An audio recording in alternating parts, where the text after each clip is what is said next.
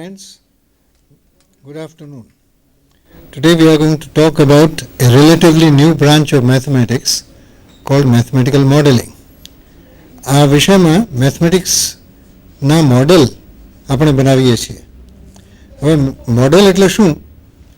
Model એટલે ફેશનમાં જે મોડેલ આવે છે એની વાત આપણે નથી કરતા, પણ મકાનોના મોડેલ તમે જોયા હશે, મશીનના મોડેલ જોયા હશે, એવા મોડેલની વાત કરીએ છીએ. એની વિશેષતા શું છે કે if you have a model of A building, it gives you an idea of the shape of the building, the size of the building, the length, breadth, etc. એટલે એ પ્રકારના જેનું મોડેલ હોય જે વસ્તુનું એ મોડેલ દ્વારા કેટલીક વાતો તમને ખ્યાલમાં આવે, મોડેલના કેટલાક ગુણધર્મો ખ્યાલમાં આવે. એક દ્રષ્ટાંત લઈએ, હિન્દુસ્તાનનો નકશો. If you have a map of India with you, that is a model of India.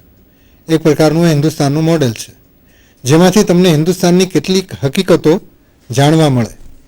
હવે સામાન્ય નકશો જો કોઈ લે અને એ માણસ હિન્દુસ્તાન આવ્યો ન હોય and he has never heard about India, still he can find out a number of things about India from that map. For example, he knows that the South India, the land of South India, is V-shaped and it has water on all three sides of it. North India and South India માં જે principal reverse છે, મુખ્ય નદીઓ, એ બધી ગંગા, બ્રહ્મપુત્રા, જમુના, કૃષ્ણા, કાવેરી, નર્મદા, તાપી એ બધી છે. ને એમાંની ઘણી ખરી નદીઓ નર્મદા અને તાપી સિવાય પશ્ચિમથી પૂર્વ તરફ વહે છે અને નર્મદા અને તાપી ઉલટી દિશામાં વહે છે, પશ્ચિમ તરફ. એ બધી વાતો પહેલાં નકશામાંથી એ માણસ જાણી શકે, હિન્દુસ્તાનમાં આવ્યો ન હોય તો પણ. અને દાખલા તરીકે અમદાવાદ છે તે મુંબઈથી ઉત્તરમાં આવેલું છે, જ્યારે કલકત્તા પૂર્વમાં આવેલું છે, કલકત્તા વધુ દૂર છે મુંબઈથી અમદાવાદ કરતાં, એ બધું એ કહી શકે. અને કેટલીક વાતો તો એવી છે કે જે એ કહી શકે, અંદરથી જોઈ શકે નકશામાંથી, અને પછી પોતાની મળે વિચાર કરીને એમાંથી કેટલીક હકીકતો હિન્દુસ્તાન વિશેની એ તારવી શકે. દાખલા તરીકે he can see that the north Indian planes જે છે, આગ્રા અને કલકત્તા વચ્ચેના મેદાની પ્રદેશ છે, એમાં ઘણી બધી નદીઓ છે એમ એ નકશામાંથી જોઈ શકે. એના ઉપરથી એ વિચારી શકે કે આટલી બધી નદીઓ જે પ્રદેશમાં હોય એ પ્રદેશ ઇટ મસ્ટ બી ફર્ટાઇલ, ફળદ્રુપ પ્રદેશ હોવો જોઈએ, અને એટલે એમાં વસ્તી ગીચ હોવી જોઈએ. એટલે આગ્રા અને કલકત્તા વચ્ચે ગીચ વસ્તી છે એવો એને ખ્યાલ આવે. બીજી તરફ દિલ્હી અને અમદાવાદ વચ્ચે કોઈ મોટી નદી એને દેખાય નહીં, એટલે એ વિચાર કરે કે દિલ્હી અને અમદાવાદ વચ્ચેનો પ્રદેશ સૂકો હોવો જોઈએ, કદાચ રણ પ્રદેશ હોય. આવું બધું ઘણું જે નકશામાં ન બતાવ્યું હોય એ પણ એ નકશામાં જે બતાવ્યું છે એના ઉપરથી તારવી શકે.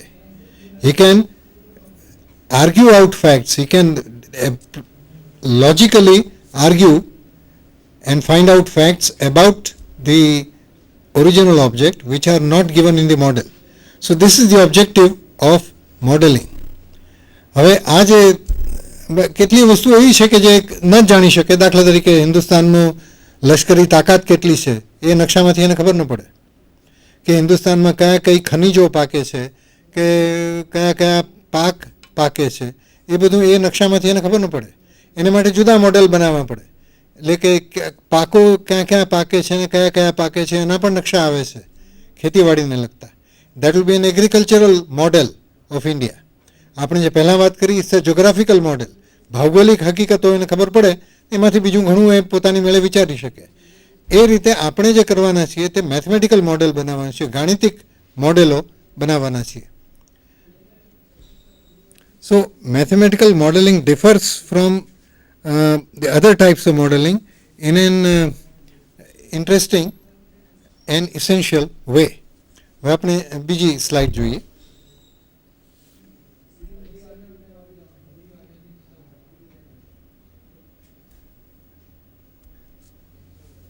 આ કહે છે કે mathematical model describes aspects of not some object but of a situation or an event. આપણે કહ્યું કે પહેલાં તો મકાનનું હોય મોડેલ કે દેશનું મોડેલ હોય. જે મેથમેટિકલ મોડેલ હોય મોટે ભાગે કોઈ વસ્તુનું મોડેલ ન હોય. It does not describe an object but a sort of a situation, કોઈક પરિસ્થિતિનું મોડેલ હોય, કે કોઈ ઘટનાનું મોડેલ હોય, કોઈક પ્રસંગનું મોડેલ હોય. ને એ પ્રસંગો અને ઘટનાઓ એવી હોય કે જેમાં અમુક રાશિઓ બદલ્યા કરતી હોય quantities are changing at fixed rates or at different rates and quantities are related to each other, એ પ્રકારની જે ઘટનાઓ કે પ્રસંગો હોય એનું મોડેલ બને. હવે મોડેલ એટલે શું બને? તમે એ રાશિઓ કઈ બદલાય છે અને કઈ રીતે બદલાય છે એ બધું વ્યક્ત કરો, એટલે you express them in mathematical terms. એટલે what you get as a result of mathematical model is a mathematical object. તમે શું મળે તમને એ આ બીજી પહેલાં મેં બતાવ્યું હતું કે તમને કાં તો ફંક્શન મળે, મેથમેટિકલ ઓબ્જેક્ટ એટલે ફંક્શન મળે, કે ઇક્વેશન મળે, કે ડિફરન્શિયલ ઇક્વેશન મળે, કે મેટ્રિક્સ મળે, કે ગ્રાફ મળે. આ બધી મેથમેટિકલ વસ્તુઓ છે એ તમને મેથમેટિકલ મોડેલ તરીકે મળે. જેમ જ્યોગ્રાફિકલ મોડેલમાંથી કેટલીક વસ્તુઓ, નદીઓ ક્યાં છે ને પર્વતો ક્યાં છે ને શહેરો ક્યાં છે ને એ બધી માહિતી મળે. તમે આમાં વસ્તુઓ બદલાતી હોય એ કયા અને એકબીજાની સાથે સંબંધમાં હોય, એ કયા રિલેશનથી એકબીજાની સાથે સંબંધમાં છે એ તમને મળે. એટલે ઇક્વેશન મળે કે આ ડિફરન્શિયલ ઇક્વેશન મળે કે એવું કંઈક તમને મળે. That is a mathematical model of that situation. એવું થાય. પછી તમે શું કરો? મોડેલ મળે એને કે જેમ પેલા ભાઈએ વિચાર્યું તો એમ you can think of it. આમાં બતાવ્યું છે તેમ when you make a mathematical model, what you get is a mathematical object. That is, you get a function or an equation or a differential equation or a graph, etc. હવે આપણે એક ખાસ વસ્તુનું mathematical model બનાવીએ. આમાં કહ્યું છે તેમ a hot cup of tea lying on a table and suffering a loss of temperature.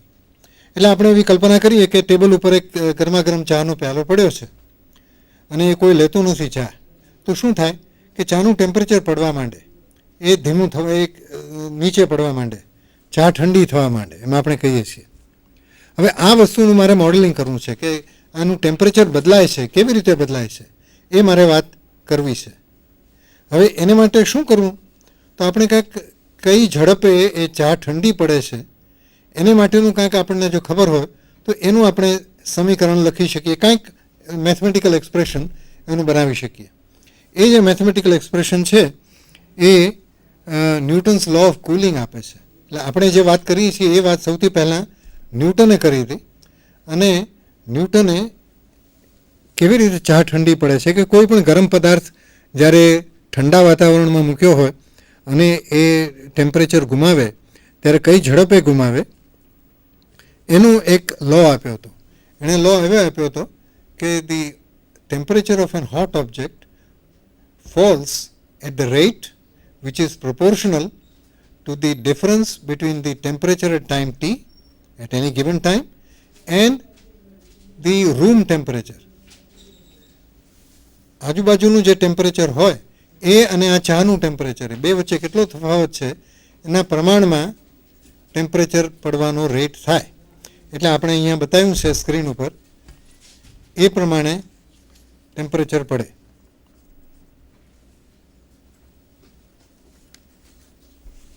તો આ જે ડિફરન્શિયલ ઇક્વેશન આપણને દેખાય છે કે dy dt equal to minus k times y minus y not.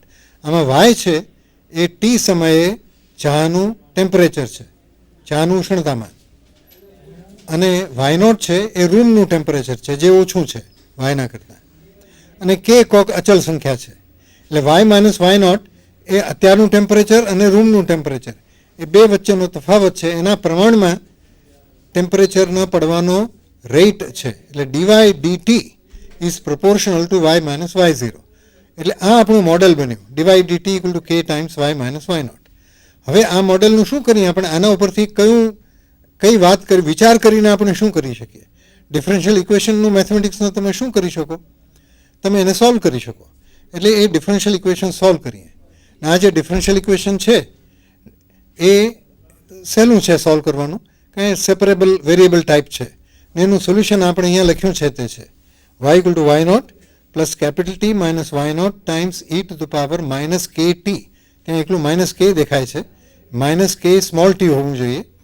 એમાં કેપિટલ ટી છે એ રૂમનું ટેમ્પરેચર છે, વાય ઝીરો એ રૂમનું ટેમ્પરેચર છે, કેપિટલ ટી એ શરૂઆતનું ટેમ્પરેચર છે. જ્યારે ચાનો પ્યાલો મૂકવામાં આવ્યો, જ્યારે ઠંડા થવાની પ્રક્રિયા શરૂ થઈ ત્યારે ચાનું ટેમ્પરેચર કેપિટલ ટી છે, અને વાય એ અત્યારનું ટેમ્પરેચર ટાઈમ ટીનું, તો આપણે કહ્યું તે સોલ્યુશન મળે છે. એ સોલ્યુશન ફરીથી મૂકીએ આપણે. Y equal to y0 plus t minus y0 times e⁻−kt એવું ટેમ્પરેચર એ આપણને સોલ્યુશન મળ્યું. એમાંથી એ શું મળ્યું આપણને કે કોઈપણ સમયે ટીએ ચાનું ઉષ્ણતામાન કેટલું હશે એ સંબંધ જાણવા મળ્યો. વાય કેટલું થાય એ ગિવન ટી આપ્યો હોય તો વાય કેટલો એ આપણને એમાંથી જોવા મળ્યું. એટલે આ જે ચાને માત્ર ઠંડી પડતી જોવાથી ખબર ન પડત એવી ખબર આપણને પડી કે કોઈપણ સમયે કેટલું ઉષ્ણતામાન હશે એ આપણે કહી શક્યા. અને આ વાત મેથમેટિકલ મોડેલ બનાવ્યું એની મદદથી આપણે જાણી શક્યા. આ એક મોટી વાત બની.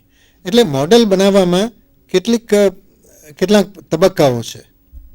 એટલે પહેલાં તો કઈ વસ્તુનું મોડેલ બનાવવું છે એ જે વાસ્તવિક પરિસ્થિતિ છે એ આપણે લઈએ. હવે પછીનું મોડેલ શરૂ કરીએ આપણે. પછીનું આ પહેલું સ્ટેજ છે મોડેલનું, કે જેમાં કઈ વાસ્તવિક પરિસ્થિતિ છે તેનો વિચાર કરો. પછી એમાંથી ગણિતનું તત્વ બહાર કાઢો એટલે બીજું સ્ટેજ મળે તમને. એટલે ગણિતનું એક સ્ટેજ તમને મળે. એ સ્ટેજ મળે પછી એના ઉપર ગણિતની વિધિઓ લગાડો એટલે ત્રીજું સ્ટેજ મળે. એટલે એ સમીકરણો હોય તો ઉકેલો, કે વિકલ સમીકરણો હોય તો ઉકેલો, એ ગ્રાફ હોય તો એનો આકાર જુઓ, કે ફંક્શન હોય તો એને મેક્સિમમ કે મિનિમમ બનાવો. એટલે ગાણિતિક પ્રક્રિયા એના ઉપર કરો એ ત્રીજું સ્ટેજ. એને પરિણામે તમને શું મળે? કારણ ગણિતની જ કોઈક વાત મળે કે અમુક પ્રમેય, અમુક વિધેય અમુક જગ્યાએ મેક્સિમમ છે, કે અમુક જગ્યાએ મિનિમમ છે, કે ગ્રાફનો આકાર અમુક જાતના વળાંકો લે છે, કે સમીકરણોનો ઉકેલ આ છે, કે વિકલ સમીકરણોનો ઉકેલ એ બધું તમને મળે. એ આ ચોથું સ્ટેજ એ આપણે બતાવીએ, ચોથું સ્ટેજ.